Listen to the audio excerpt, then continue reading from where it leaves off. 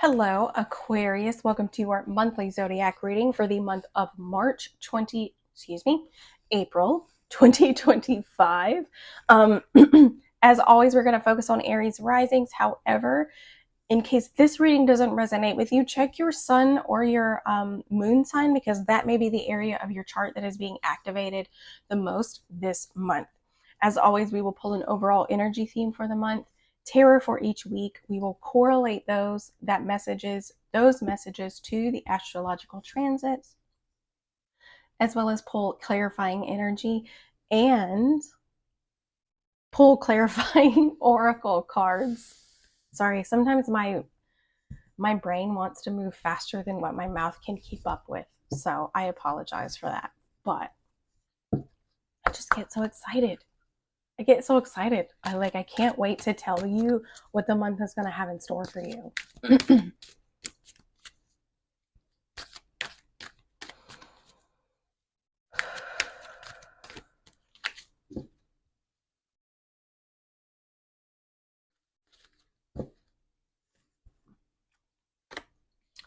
The map maker of destiny. I've never pulled this card. Authentic purpose, of course.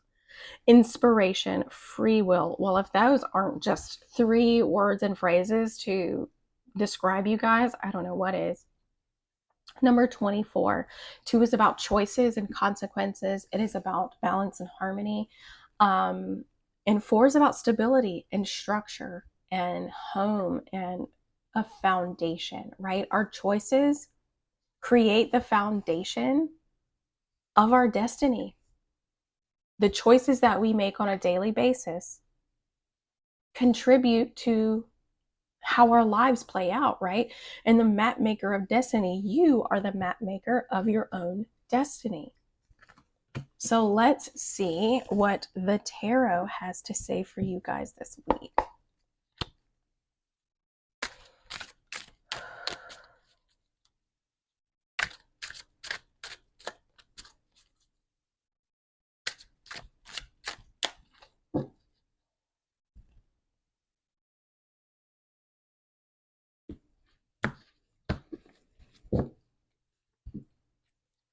Here in the first week, the 4 of Cups, another 4. Here in the second week, the Ace of Wands, very nice. Here in the third week, the Queen of Pentacles. And here in the fourth week, the Sun in reverse. Okay, so here in this first week, the 4 of Cups can represent boredom, frustration, and even apathy, right? Things are just not really turning out how we hoped. We're getting a little bored and frustrated, and we're kind of stepping into this space of, why even bother? Why even bother? And it could be because there's this focus of these 3 cups here. And you're like, you know what? These 3 cups are full, but they're not as fulfilling as I thought they were.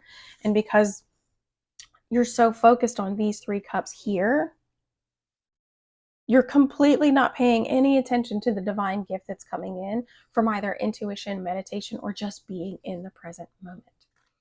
So this is the week that Venus retrograde is conjunct the North Node in Pisces, as well as Saturn. Saturn is all about restrictions and boundaries, and it could be that that's what you're feeling, this tension, this restriction is Saturn's influence when it comes to what it is that you're wanting or what it is that you feel fulfilled by. And Venus is like, hey, we need to reevaluate what we value. Because either we're acting in ways that don't actually align with who we are now and don't align with our values, and we need to shift that moving forward, North Node in Pisces, or it's going to reaffirm that you are acting in ways that align with your values, and these restrictions could just be trying to get you to express a little bit more sense of gratitude and faith. Here in the second week, we have the Ace of Wands, and the Ace of Wands represents a new beginning or a new opportunity around creativity, inspiration, and growth, right? We feel inspired to begin to start a new path for ourselves, and you can see that with the leaves. Like, the leaves represent growth. Sometimes this can represent attraction because it looks like, you know, a giant phallic symbol, But overall, we're looking at themes of creativity, inspiration, and ultimately spiritual growth.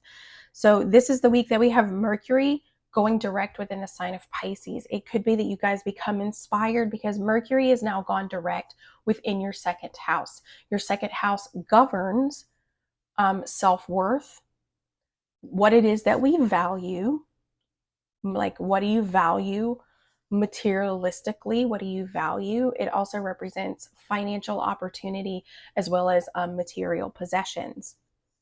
So it could be that you guys feel inspired to act on something now that Mercury is direct within your second house.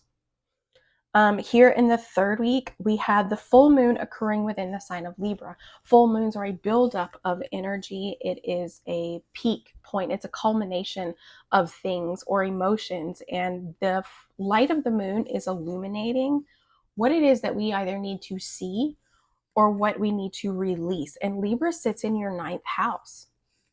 The ninth house is about self-expansion. It's about personal belief systems and values, spiritual belief systems. It's long distance travel, as well as like culture and higher learning. Here, you guys have got the Queen of Pentacles. She represents a working mother or a working parent, somebody who tries to keep, who maintains a sense of order and practicality throughout her day-to-day, not just because it helps her feel structured and steady, but also because it helps provide consistency for those closest to her, typically family members or those closest to her within the community. The full moon in the sign of Libra could be illuminating what actually makes you feel expansive. What feels more expansive, and how can you begin to incorporate that within your day-to-day? We also have Venus going direct on the 13th in the sign of Pisces. This may actually play out for you more so than the full moon in Libra. But Mercury or Venus going direct, again, Venus sitting in your second house, is a lot to do with value.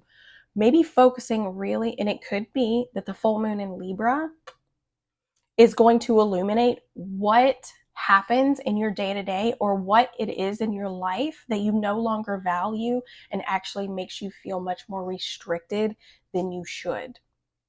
And it could be that you choose to cut those out, cut out that unnecessary those unnecessary feelings of restriction, cut out those things that you no longer value and focus more on what you do value with the Queen of Pentacles.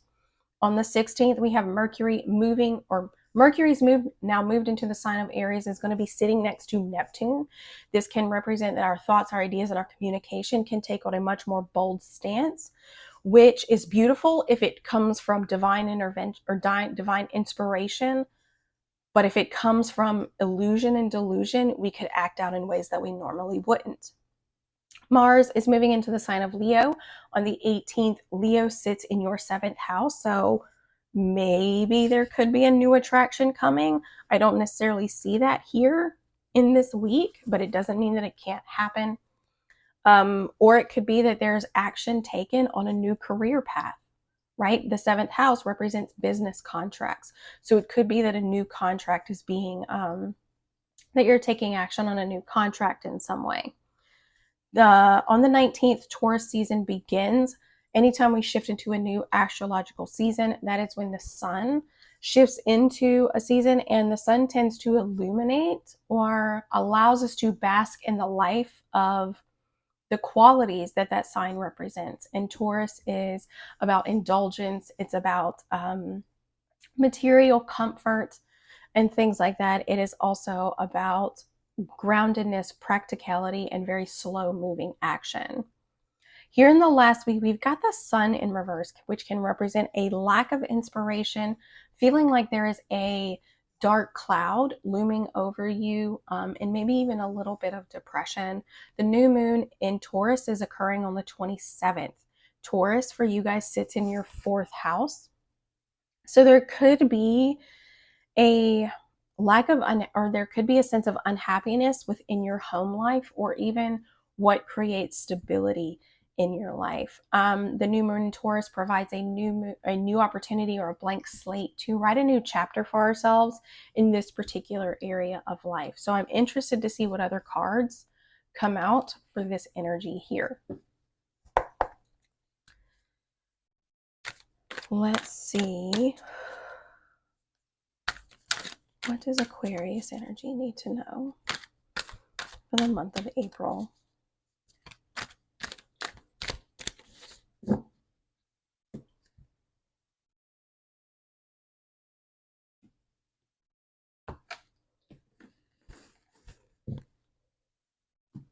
Here in the, and I just 4 in the new moon in Taurus, 4, sorry. The 9 of Pentacles in reverse. And the 4 of Wands in reverse. So definitely those 4s. So it could be that there's a huge theme of purpose and stability and structure and foundation. Because remember, I said the choices that we create every day are ultimately what creates our life. So are you making mindful choices? Are you making conscious choices every day that are going to contribute to the future that you want to create? Or are you making choices simply because somebody else is in the subconscious is in the driver's seat and you're just going with emotions? You're just checking off boxes because you need to check them off, right? Here in the first week, the 4 of Cups, feeling very bored and apathetic, right? And here, Venus in Virgo, the 9 of Pentacles in reverse, is kind of saying like you're hoping, you're wishing, and you're dreaming, but you're not actually putting in the necessary work to create the life that you're wanting for yourself. You're not putting in the work that's going to create that foundation of stability based around what you value. And the 4 of Wands is like you've found yourself in a position that you don't want to be. I don't want to be here. For some of you, it could be, I just kind of got this feeling, so I'm just going to throw it out there. For some of you, it could be that you have found yourself in a very bored and frustrating situation within your home and personal life. This could be within a relationship, or just like I said, every day feels the same. There's no excitement, there's no inspiration, there's no creativity. There's nothing that really provides that growth throughout your day to day. But that is probably based upon, 1, you're not aware that that's what's happening, but also 2, that you're not making any choices that are actually along or aligned with what it is that you genuinely value. So you're wanting and you're hoping for something. You have the things that you need, but they're very unfulfilling. And so it could be that you need to reevaluate what it is that you truly, genuinely value. What is it? What do you want to create for yourself? What is it that you want to, I was going to say attain, but that's not quite the word I'm looking for.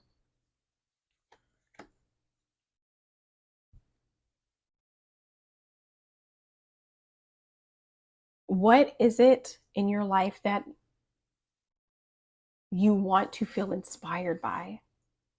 I'm still not quite saying exactly what I'm thinking or what I feel like I need to say. It'll come to me. I know it will.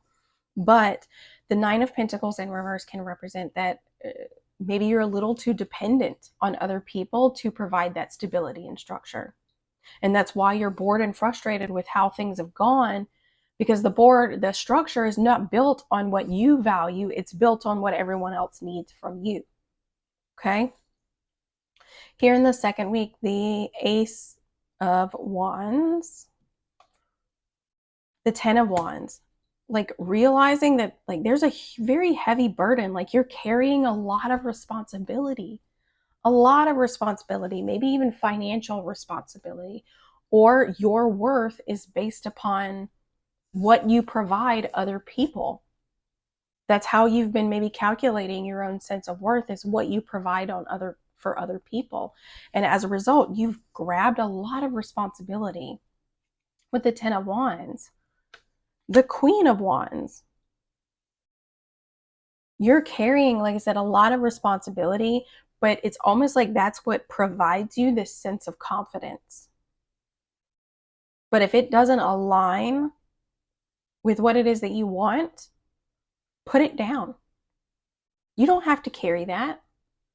You can now be like, you know what? It is time for you to handle your own growth in this area. It is now time for you to handle this in your area. And it is now time for you to handle this. It is not my responsibility to carry all of this. It's not my responsibility to carry all of this. And the Ace of Wands is like, this is an opportunity for you to grow. This is an opportunity for you to step into that confidence of the Queen of Wands. Here in the third week, the Queen of Pentacles, the Five of Wands in reverse, and the Eight of Cups. It's almost like you're realizing that you're not going to find the stability that you're looking for within the tangible world. You're only going to find it from within. The Eight of Cups represents going on kind of this spiritual quest, exploring emotions that are coming up for you. Okay, and like I said, the full moon in Libra is hitting your 9th house, which is the house of expansion. It's the house of philosophy and personal belief systems. It could be that those around you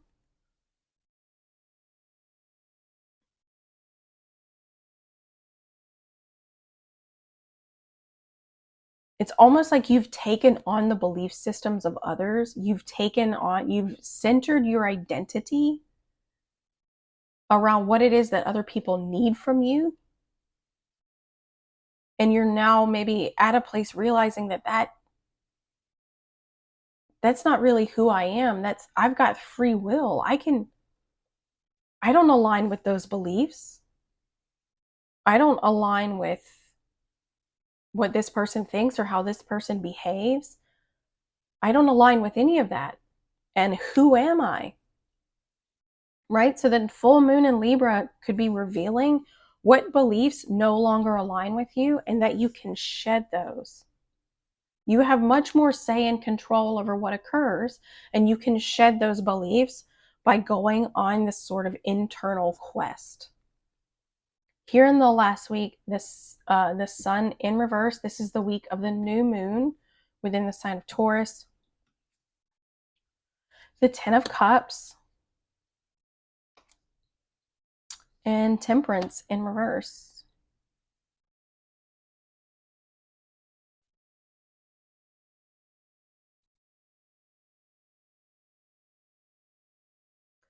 This is the week that you guys have got 2 major arcana. So the new moon in Taurus is a big one for you. It's a pivotal one for you. And again, Taurus sits in your 4th house. This is the house of the home. This is how we feel at home within ourselves and within our own skin. This is the house that is where we carry like ancestral trauma, ancestral upbringing. It's the house that cultivates our emotional foundations within ourselves. And for you guys, there's a lot of unhappiness within the home. There's a lot of instability within the home. The sun represents unhappiness or feeling like there's this dark cloud over your head. And the 10 of Cups can represent a separation within a marriage or within a relationship within the home, a separation within the home. But it can also be a separation of values. What it is that both individuals or any individual within the home, what they find valuable it's not aligning. Like you're going in 2 separate directions. And Temperance is there to be like, how can you bring this together? Because that's what tempering is. You take 2 different elements and you slowly mix them together to create one balanced element. There's disharmony. There's a lack of balance that's occurring within the home space. And the new moon in Taurus is asking you, or is providing you an opportunity to create a new beginning around that. But you're going to have to face where you feel unhappiest. right? It could be that there's also a need for patience when it comes to the home space, right?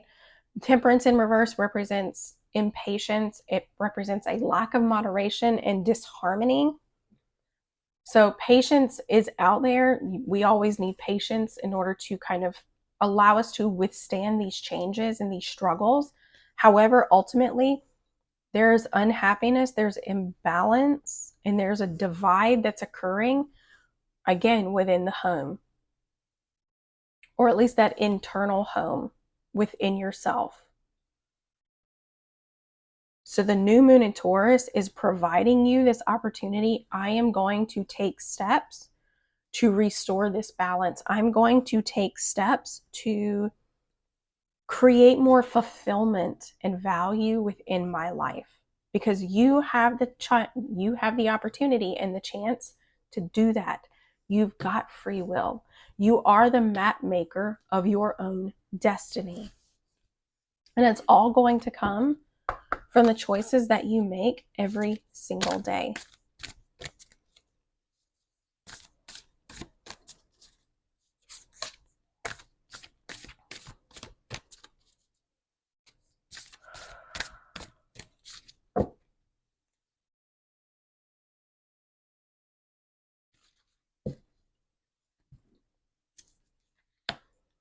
Balance spirituality and practicality. A lot of the time when we are out of touch with our own values, or that we have become too dependent on other people to